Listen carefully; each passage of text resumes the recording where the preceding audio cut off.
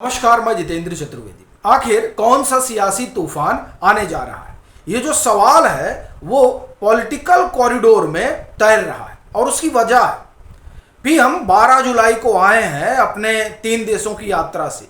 तब से एक तरह से कहा जाए कि खामोशी छाई हुई है और ये जो खामोशी है ये परेशान कर रही है सत्ता पक्ष को भी और विपक्ष को भी।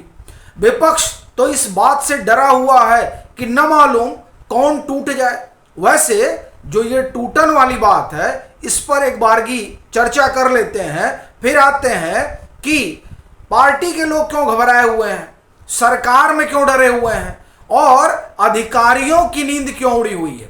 इन तीनों मुद्दों पर बात करेंगे, लेकिन पहले जो विपक्ष का डर है उसे जानते हैं और खास तौर से कांग्रेस का। देखिए, राहुल गांधी तो आ गए हैं, कहा जा रहा है कि उत्तराखंड जा रहे हैं। अब सोनम वांगचुक यहाँ पड़े हुए हैं, वो उत्तराखंड टहल रहे हैं। वैसे उनको उद्धव ठाकरे ने फंसा दिया है ये कहकर कि राहुल गांधी को आना चाहिए। बड़ी बात यह है कि राहुल गांधी और उनकी पूरी टोली का इंप्रेशन ये है कि ये जो लोग जंतर मंतर पर जुटे हैं तो ये तो एक तरह से कहा जाए कि बीजेपी ने जुटवा दिया है, ये इंप्रेशन है। और आप देखिए कि मुझे लग रहा है कि जब पहली बार ये आए थे ये लोग जंतर मंतर पर जुटने के लिए, उस समय देखिए जिस तरह से दिल्ली पुलिस ने उनको तुरंत क्लियरेंस वगैरह दे दिया था। उसके बाद से जो कांग्रेस समर्थित तंत्र है उसने पूरा माहौल बनाया था कि साहब ये तो लग रहा है कि सब जो है संघ भाजपा वालों ने बिठा दिया है। तो ये इस तरह का वो लोग इंप्रेशन दे रहे थे, लेकिन अब वो इंप्रेशन की हवा निकल गई है। पूरा वहां हुजूम टूट पड़ रहा है और उस हुजूम में राहुल गांधी नहीं दिख रहे हैं तो सवाल अलग उठ रहा है। तो यानी जिस विपक्ष की वो नुमाइंदगी का दावा करते हैं वही विपक्ष ये सवाल उठा रहा है कि राहुल गांधी जंतर मंतर पर क्यों नहीं दिख रहे हैं। तो एक तो वो उनके सामने मुसीबत है ही है, लेकिन अपन जो बात करने जा रहे हैं वो थोड़ा अलग है। वो इसलिए क्योंकि मानसून सत्र शुरू होने जा रहा है और इस मानसून सत्र में बीजेपी ने जिस तरह से सियासी ताना बाना बुना है उसने धड़कन बढ़ा दी है विपक्षी अलंबरदारों की, खास तौर से अगर आप देखें तो कांग्रेसियों की, क्योंकि ये बड़े डरे हुए हैं। बीजेपी की माने तो कई सारे जो इनके नेता हैं वो भाजपा के संपर्क में हैं और ये संपर्क जब कह रहा हूं तो अपना कहना यह नहीं कि वो टूट के आ रहे हैं, ना ना ना, वो संपर्क में इसलिए है क्योंकि जुलाई में उनकी जरूरत है, जुलाई यानी मानसून सत्र में उनकी जरूरत है, इसलिए वो संपर्क में है। और ऐसा सिर्फ कांग्रेस के साथ नहीं है, समाजवादी पार्टी के भी नेता संपर्क में है। बाकायदे उस बाबत कोशिश की गई है, एक्टिव है पूरी बीजेपी। और कहा जा रहा है कि 329 का संख्या बल बीजेपी ने जुटा लिया। अब जाहिर सी बात है कि चाहिए तो 362 का, लेकिन जो स्ट्रेंथ है उसके लिहाज से 360 का ही चाहिए।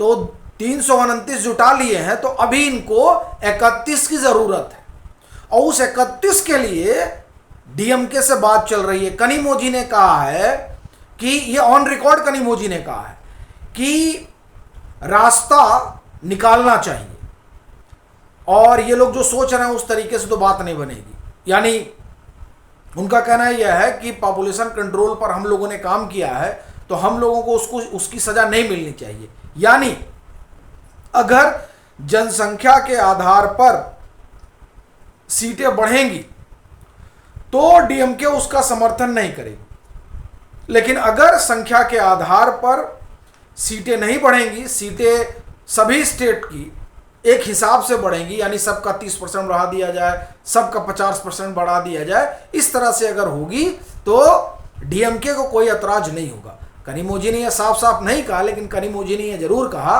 कि हमें जनसंख्या नियंत्रण का दंड मिलेगा क्या, और डीएमके का यही कहना है।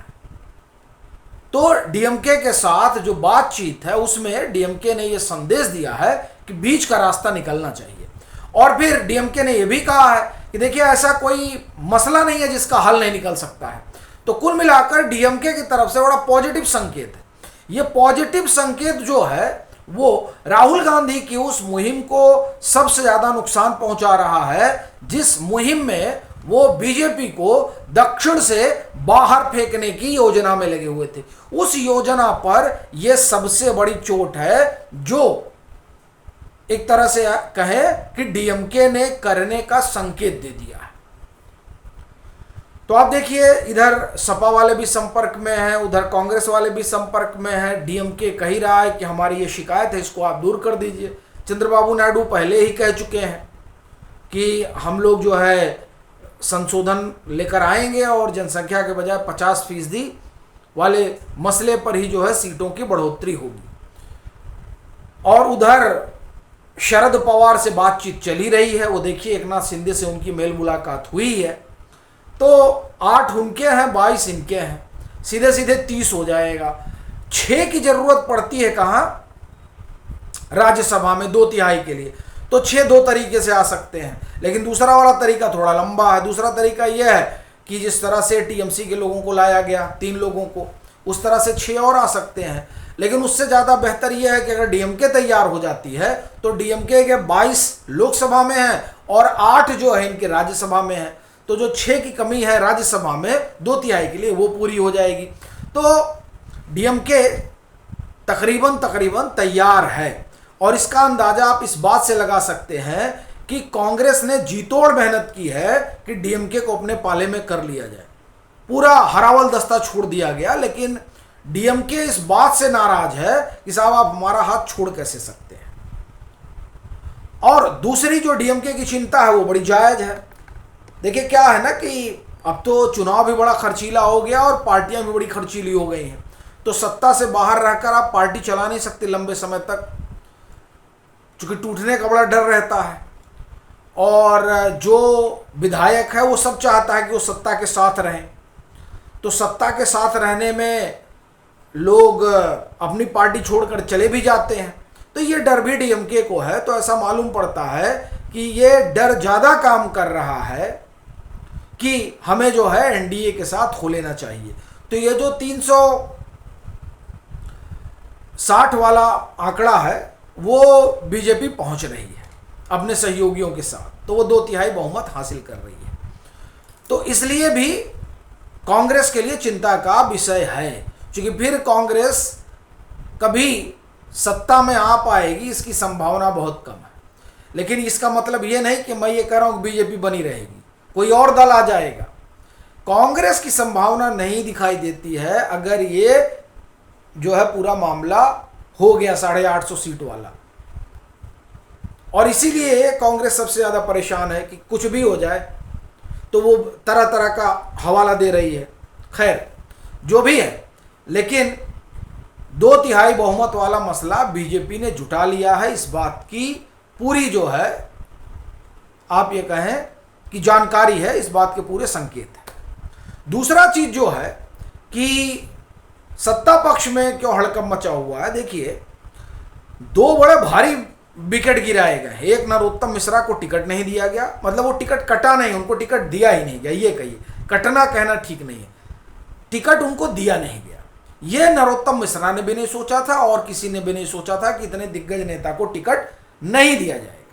उसके जरिए प्रधानमंत्री नरेंद्र मोदी ने यह साफ कर दिया कि जब हमने 45 साल का अध्यक्ष चुना है तो अब उसी तरह से जो पीढ़ीगत परिवर्तन है उसको अंजाम दिया जाएगा। तो इस कारण जो पुराने नेता है वो सब बाहर जाए, और उसकी शुरुआत नरोत्तम मिश्रा से कर दी गई है। नरोत्तम मिश्रा ने तमाम कोशिश की, तमाम कवायद की। आप एक तरह से कहें कि उन्होंने शक्ति प्रदर्शन वगैरह भी किया, लेकिन बुलाकर उनको समझा दिया गया कि शक्ति प्रदर्शन करना, जाओ बाहर। मतलब मेरा तो अपना ही मानना है, वो रो इसीलिए रहे थे, अन्यथा रोने कोई मतलब नहीं है।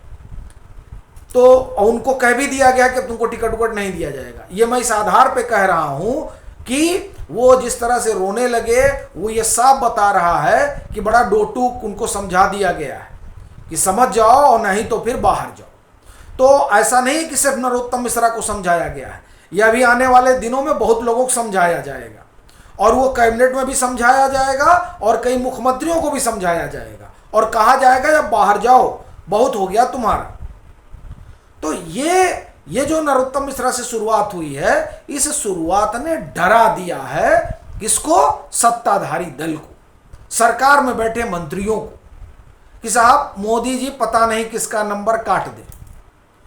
तो दूसरा मामला भूपेंद्र यादव वाला है, इनके सहयोगियों का विकेट गिर गया है। तो सहयोगियों का विकेट गिरने से कहा जा रहा है कि भूपेंद्र यादव को भी जाना पड़ेगा। अब मॉरल ग्राउंड वाला एक बड़ा मसला है, उस आधार पे उनको जाना पड़ेगा। लेकिन इसके साथ ही कई सरकारी अधिकारी जो है वो पीएमओ के रडार पर है। तो ये जो रडार है, इसकी गाज उनके ऊपर गिरेगी और आने वाले दिनों में ये जो ब्यूरोक्रेसी है, इस ब्यूरोक्रेसी में अगर हम ये कहें कि पूरा काया पलट हो जाएगा तो अतिशयोक्ति मत समझिएगा, क्योंकि जो खेल हुआ है उसी खेल के कारण भूपेंद्र यादव के सहयोगियों को जाना पड़ा है। तो ये जो चीजें हैं ये बड़ी स्पष्ट है कि साहब पीएम क्या करने वाले हैं। तो वो सीधा सीधा संदेश और संकेत दे रहे हैं, और ये संदेश और संकेत डरा रहा है किसको? दोनों। बाकी आप लोगों की क्या राय है, जरूर साझा करिए।